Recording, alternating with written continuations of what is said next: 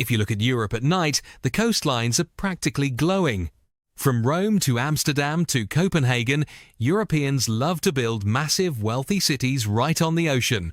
But right here along the northwest coast of Germany, the map suddenly goes dark. For hundreds of miles, featuring some of the most strategically valuable coastline in the world, there is almost nothing.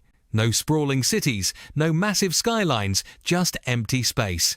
So why doesn't Germany, one of the wealthiest countries in the world, have a major city in such a valuable location? I'm Jeff, and this is the bizarre geographic story behind northwest Germany. If you view a satellite image of Western Europe at night, it practically glows. In Germany, this light is overwhelmingly concentrated inland. You have the massive Ruhr Valley in the west, home to Dortmund and Düsseldorf.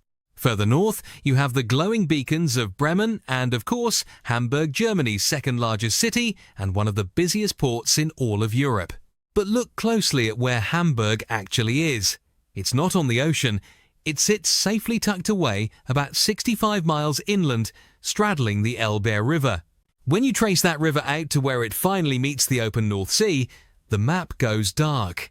Along the entire northwest coastline of Germany through the states of Lower Saxony and Schleswig-Holstein, there are no massive urban skylines, no sprawling metropolises, just a smattering of small towns, windswept dikes, and mostly empty space.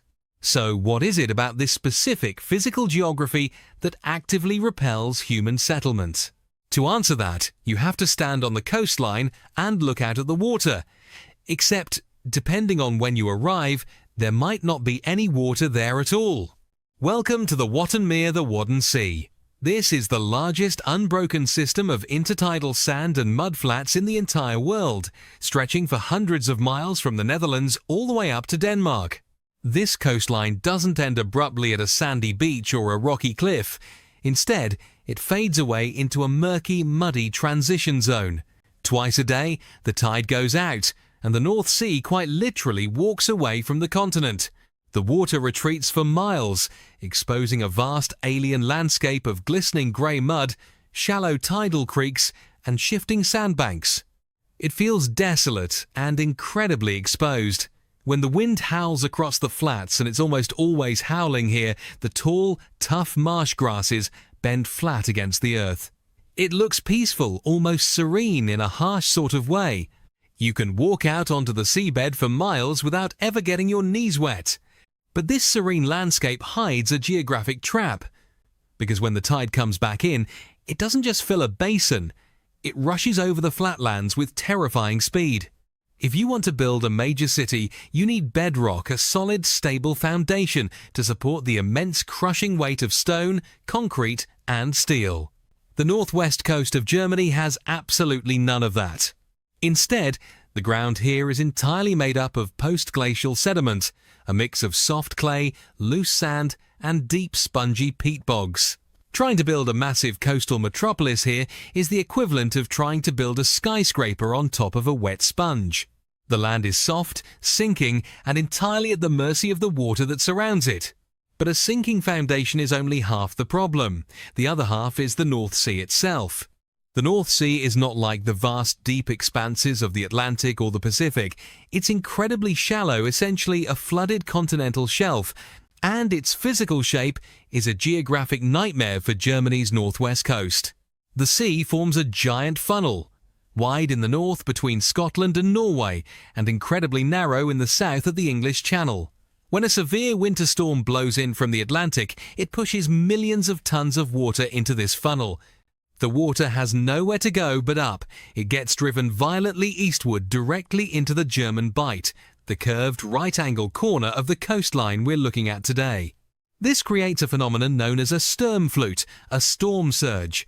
Because the ocean floor is so shallow and the coastline is so flat, the surging water doesn't crash against rocks. It acts like a bulldozer. It sweeps over the mudflats, tears up the soft peat and clay, and swallows the land whole. Living here means accepting that the geography itself is impermanent. Islands physically move over time as ocean currents drag their sand from west to east. The coastline you map today might not exist tomorrow. The people who first decided to settle this harsh, shifting landscape learned that lesson the hard way. They built thriving communities right on the edge of this quagmire, thinking they could tame the mud and the tides. But the North Sea had other plans.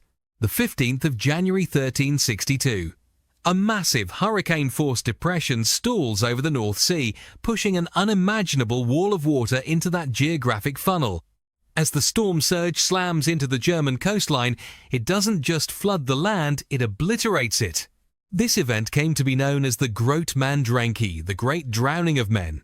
Entire islands were swept away, the coastline was permanently fractured, and in a single night, an estimated 25,000 people vanished into the freezing muddy water.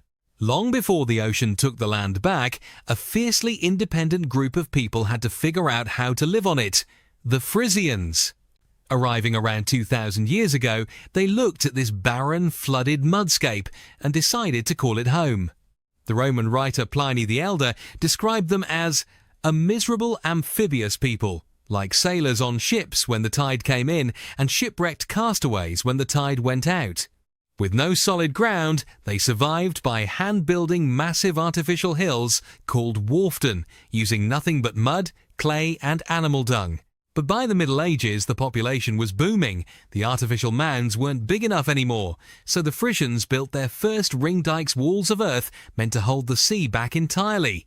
With the ocean temporarily locked out, they drained the massive spongy peat bogs to create flat green pastures for sheep and cattle.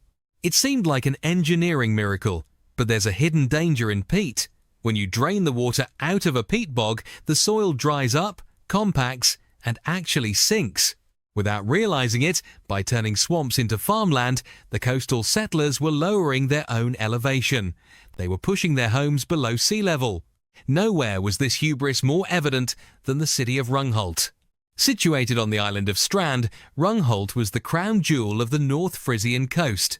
It wasn't a miserable collection of mud huts, it was a booming, wealthy port town with taverns, a church, and a bustling harbour. Its wealth came from exporting amber, livestock, and white gold salt, which they extracted by burning the very peat they stood on. Rungholt was perfectly positioned to dominate North Sea trade. Some historians believe it could have grown to rival the great port cities of Europe, but Rungholt's wealth was built on a sinking foundation. Local legends say the townspeople grew so arrogant from their riches that they openly mocked the ocean, believing their earthen dikes were invincible. They were wrong.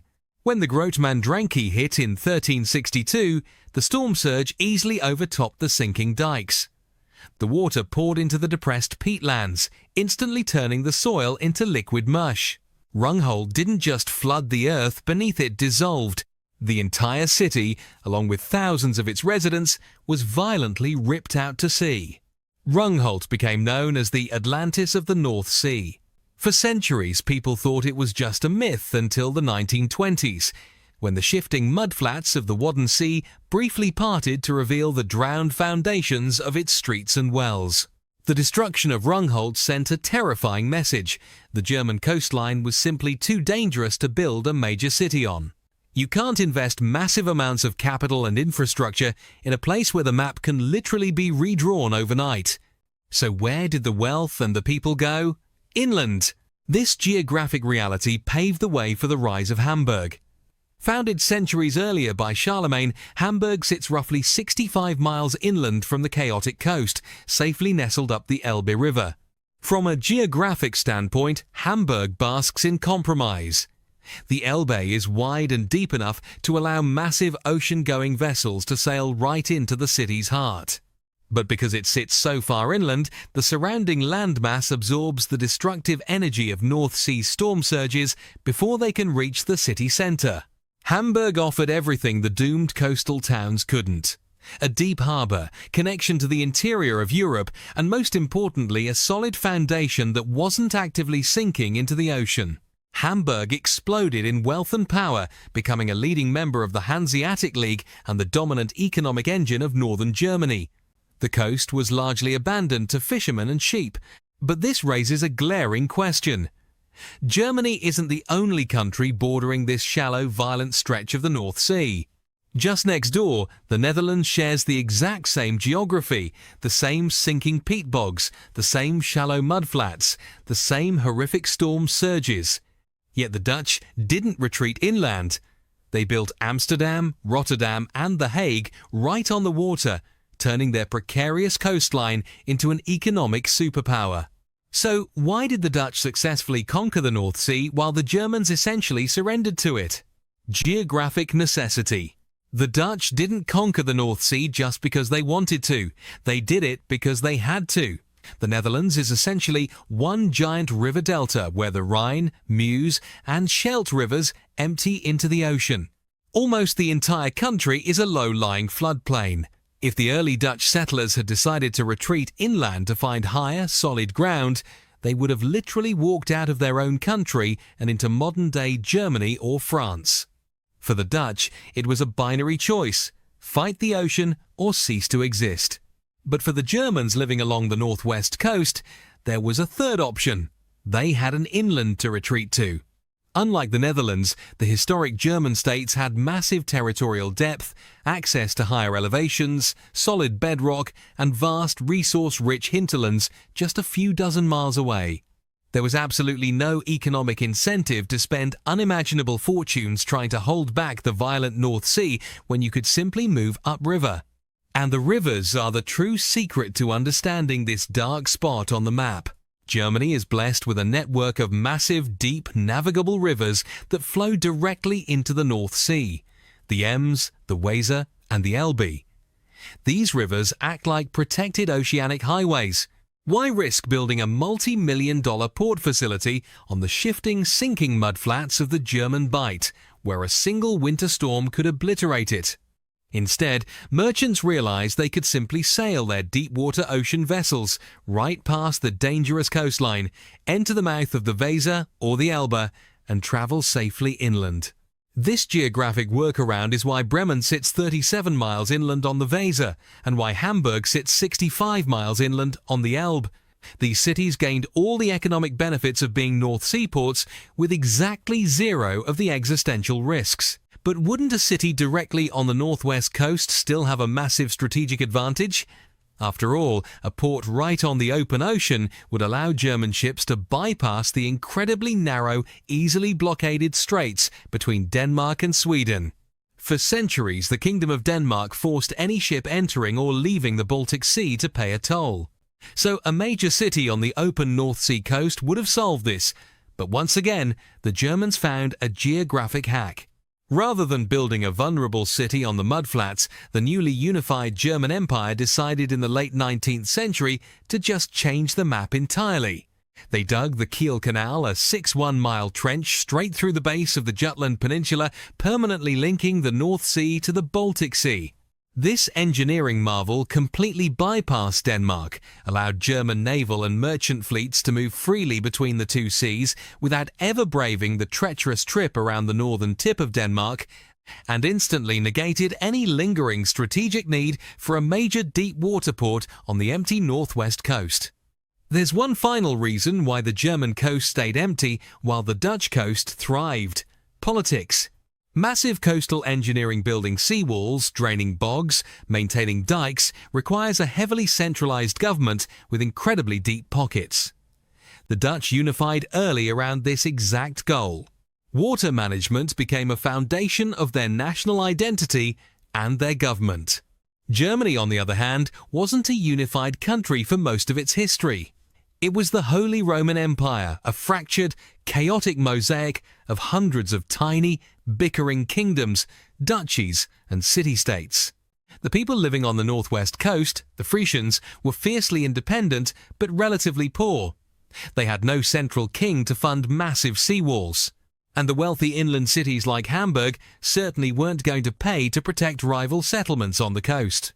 Without unified political power or centralized wealth, the coastal inhabitants simply couldn't afford to fight a war against the ocean, so they gave up. Today, if you visit the northwest coast of Germany, you won't find skyscrapers, massive container terminals, or bustling population centers. Instead, you'll find the Wadden Sea National Park, a protected UNESCO World Heritage Site left almost entirely to the grey seals, the migrating birds and the howling winds. The map of northwest Germany goes dark at night because hundreds of years ago, humans looked at the shifting mud, the violent tides, and the terrifying power of the North Sea, and they made a geographic calculation. They realized that sometimes the smartest thing you can do when fighting nature is to simply pack up, move inland, and let the ocean do its thing. Speaking of major population centers that never came to be, this week I'm in Port Townsend, Washington, a tiny town at the mouth of the Puget Sound that was once destined to become a major city. To learn all about it, head over to my travel channel.